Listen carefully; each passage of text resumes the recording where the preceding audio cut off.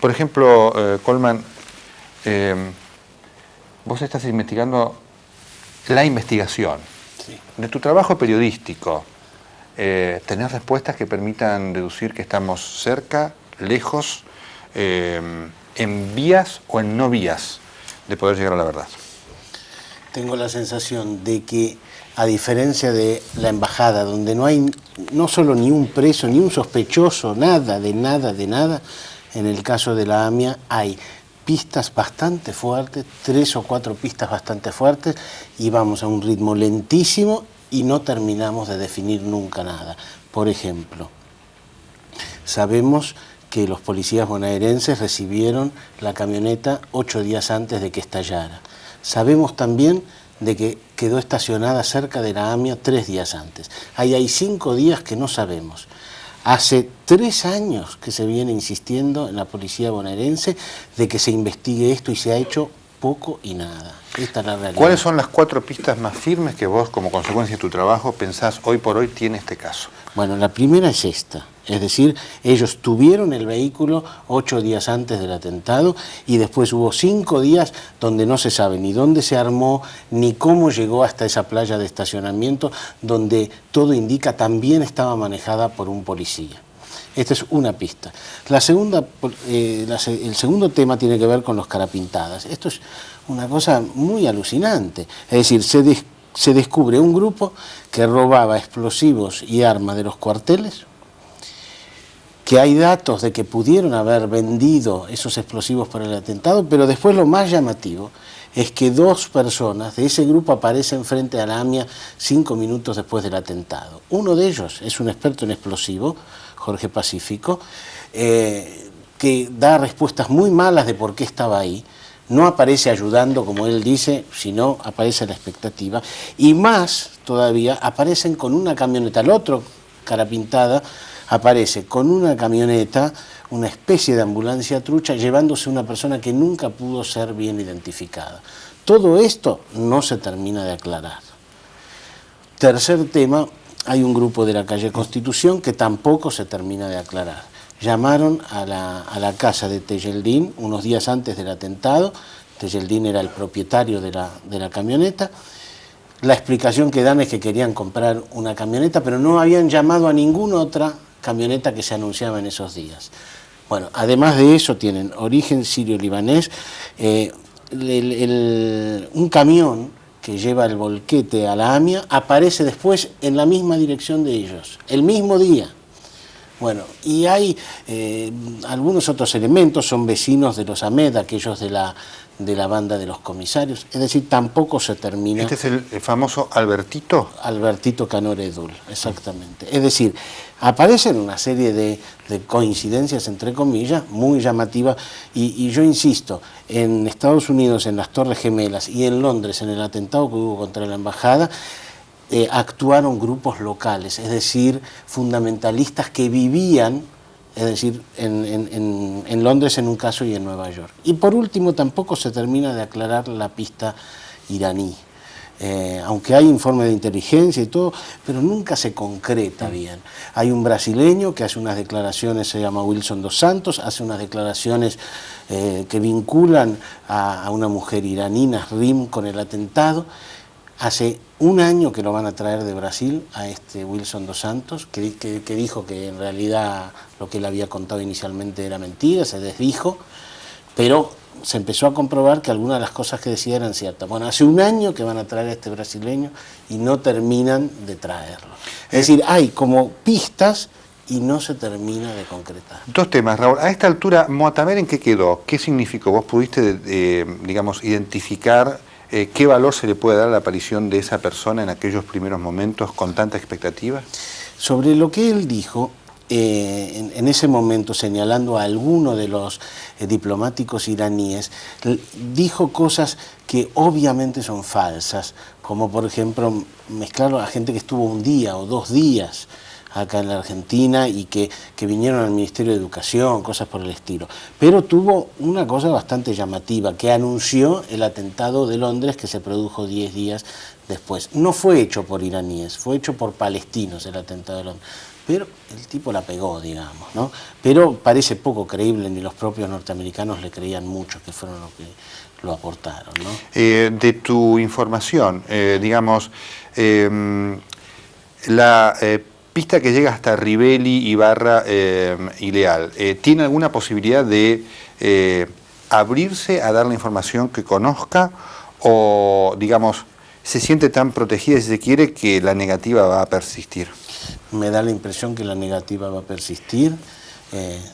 Creo que desde afuera les dicen a ellos, si ustedes hablan les va a ir peor, judicialmente y físicamente. ¿Desde afuera? ¿Dónde es ese afuera? Y porque, acuérdense que ellos eran mandos de la policía bonaerense. Rivelli era un hombre de mucha confianza de Closic, de muchísima confianza de Closic.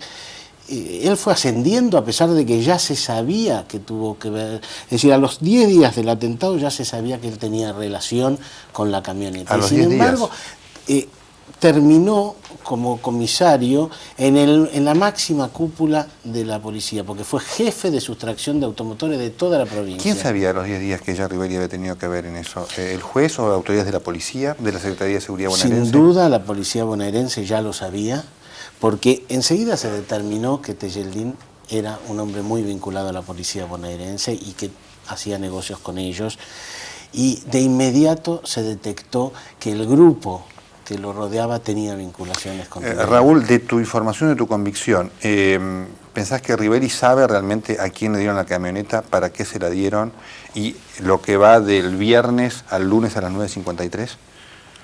Yo no sé si ellos no son parte de una banda que simplemente truchaba, digamos, y se dedicaba a todo el negocio gigantesco de autos falsos, llamémoslo así, que se hacía en toda la provincia. ¿Sí? De ese gran negocio, y en el Mare Magnum esa camioneta pasó por sus manos y fue a alguien. Pero que el siguiente paso lo conocen, no hay ninguna duda, que ellos saben, digamos, o que por lo menos saben que a más o menos 2 o 3 que a quienes fue, yo no tengo ninguna duda. Tal vez no supieran que iba a ser para el atentado. Es raro, porque la camioneta tenía muy mala documentación. La tarjeta verde se había perdido en un incendio y estaba muy indocumentada esa camioneta. Daba toda la impresión que esa camioneta se iba a utilizar o para algo vinculado a narcotráfico o para algún tipo de cosa absolutamente ilegal, y eso ellos seguro lo sabían. Tiana Matamoso, ¿a usted cómo le afectó la AMIA? Bueno, en el atentado del 18 de julio de 1994 asesinaron a mi marido, que era el arquitecto Andrés Malamud, que estaba a cargo de las obras de refacción del edificio de la AMIA, que ya estaban a punto de concluir al momento del atentado. Y bueno, y a partir del instante de la bomba afectó todo, mi familia, mi vida, el futuro y todo lo que uno tenía como vida hasta ese momento, ¿no? ¿Su esposo tenía miedo de trabajar en la AMIA? ¿Estaba bajo algún tipo de presión, alguna amenaza? No, para nada, no tenía miedo. Recuerdo las amenazas una vez que hicieron una evacuación en el edificio de la AMIA, pero no, nunca me comentó que tuviese miedo de ir a trabajar. En realidad, digo que la gente esa mañana, el único locura o error que cometió fue haberse levantado de la cama y exactamente ir a trabajar, ¿no? No tenía miedo, y yo tampoco. Y bueno, las cosas cambiaron a partir de ese momento.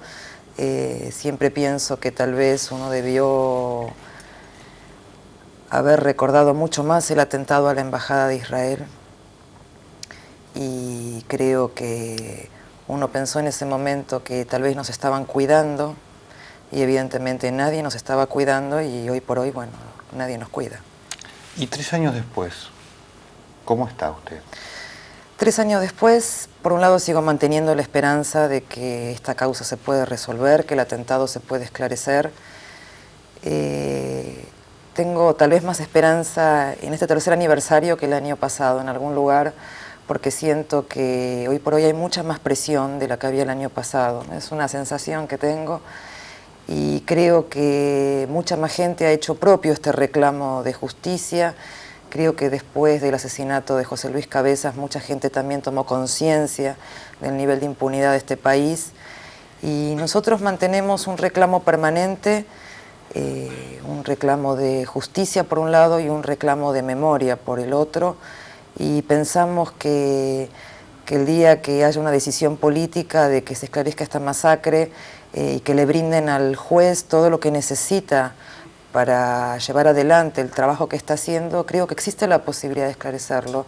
Y bueno, y eso ayuda mucho a que uno tenga esperanza, tenga fe, y creo que la utopía de alguna manera es tratar de vivir en un país mejor y darle a los hijos una vida un poco mejor. La percepción de ustedes como ciudadanos es que ha habido falta de decisión política para investigar esto con la fuerza que ustedes reclaman y la sociedad reclama. Sí, por supuesto. Creo que toda la gente que debió haber investigado y trabajado para el juez y para esta causa no lo hizo, en el sentido de que, bueno, se sabe que hubo pistas falsas, encubrimiento, desviación de la investigación y mucho tiempo perdido en todas estas cosas. Y bueno, desde ya, por ejemplo, la policía de la provincia de Buenos Aires durante los 2 primeros años no se investigó a sí misma, ¿no? Y no colaboró con la tarea del juez. Doctor Beraja, para ustedes hay una presión por parte de la gente de ir a fondo en cuanto a las exigencias y de ponerse duro, ¿no es cierto?, frente al poder en definitiva. Esto a ustedes los perturba, los perjudica, les crea un problema. No, yo no lo veo así. Hay una presión que surge también de nuestra interioridad. Nosotros, por el rol que cumplimos, a veces tenemos que sofrenar algunos ímpetus que otros pueden expresarlo con más libertad. A veces es más difícil y es más costoso desde el punto de vista emocional, desde el punto de vista psicológico. Y hay momentos en que uno siente ganas de cambiar de roles y poder salir y gritar con la misma libertad, sin los protocolos que a veces algunos cargos obligan a guardar, porque a medida que pasa el tiempo, ya no es una cuestión. Yo pensaba recién, usted preguntaba si hubo decisión política, y yo me pregunto, casi nunca nos hemos hecho una pregunta, en ningún medio me la hicieron, si hubo decisión jurídica, porque en definitiva, si pasamos o comenzamos desde la investigación de la explosión en la calle Arroyo, que es el antecedente inmediato, es el embrión del de la calle Pasteur, y nos preguntamos qué pasaron en esos 28 meses, creo, entre una y otra desgracia. Si se usó ese tiempo para que jurídicamente se pusiera en movimiento la maquinaria del Estado, y la respuesta la sabemos, no se hizo nada. Y entonces uno se pregunta hasta dónde una inacción no ha sembrado, no ha alimentado un segundo atentado. La duda es, por lo menos esta es mi posición, ¿no?, que visto, usted da un punto muy importante, pero visto las dudas que hoy generan ciertos sectores de la justicia en cuanto a su independencia, la pregunta es si realmente esa falta de acción jurídica es propia jurídica o cuánto pudo haber habido de político vista esa falta de independencia que hoy genera, entre tantas cosas, dudas con respecto a esto, ¿no? Lo que usted dice lo retraduzco y vendría a ser como que no hay capacidad de decisión jurídica. Correcto. Eso usted me dice. Correcto. Lo cual es más grave todavía. El tema es, este es un tema crucial que tenemos los ciudadanos argentinos, ¿no? Es decir, porque si la justicia hubiera visto que políticamente faltó decisión, debió haberlo denunciado también, ¿no es cierto? Visto la dependencia que hoy tiene de factores políticos como la policía, por ejemplo, sí, para investigar, ¿no? Sí, yo creo que, si tomando el primer atentado, públicas por autoridades de organismos de seguridad e inteligencia, hubo muy poca demanda a esos organismos para colaborar en la instrucción judicial. Entonces creo que a veces nos distraemos en esta expresión genérica, decisión política, que a menudo también la comparo con voluntarismo, que no es lo mismo que voluntad, porque puede haber una decisión política expresada en una generalización, diciendo que debe investigarse y que queremos que se investigue, pero cuando baja las líneas, uno advierte que no responden esas líneas a lo que se puede decir desde otros niveles, con lo cual terminan siendo expresiones de buena voluntad, pero que en la práctica nos colocan en una situación que usted llamaba de impunidad. Yo estuve reflexionando días pasados que la impunidad es la visión que tenemos del efecto de la ley sobre los criminales. Es impunidad respecto a ellos. Respecto a los ciudadanos comunes, la lectura es de impotencia y de frustración, porque sienten que habiendo convenido en un contrato hipotético, correcto, que el Estado es el que administra la fuerza y administra la ley para imponerla, ver esa incapacidad genera una desazón muy grande, alimenta dudas y para colmo alimenta con más fantasmas, porque la gente empieza a dudar de todo. Bueno, este es el tema que tenemos. ¿Sabe qué pasa? Esto termina generando además inseguridad. La impunidad genera inseguridad para el ciudadano, por eso la importancia de la impunidad. Y fíjese, doctor Beraja, que en este debate además muy profundo, en el caso concreto de la AMIA, va a haber una presentación de listas de nombres de funcionarios, y la información es que hay algunos con nivel de influencia política que han obstaculizado esta investigación. Por eso yo insisto en el tema de la decisión política interconectada a la decisión jurídica, porque Galeano no tuvo la gente que necesitó, dependió de esta policía, de estos policías que estuvieron protegidos por alguien. Este es el compromiso político que genera, por lo menos, las dudas que originan las preguntas que hacemos, ¿no? Sí, me permite, quisiera hacerle un comentario respecto a lo que usted llamó listas y nosotros tratamos que no se identifique como una lista arbitrariamente confeccionada. Nosotros, mejorando, digamos, lo que queremos manifestar, decimos que estamos preparando, y lo estamos haciendo, un documento crítico de las distintas etapas de los procesos, tanto de la Embajada como de la AMIA, y alineando al lado de cada circunstancia que advertimos una traba, una obstrucción, un entorpecimiento, alineando el nombre del funcionario con fundamentos jurídicos.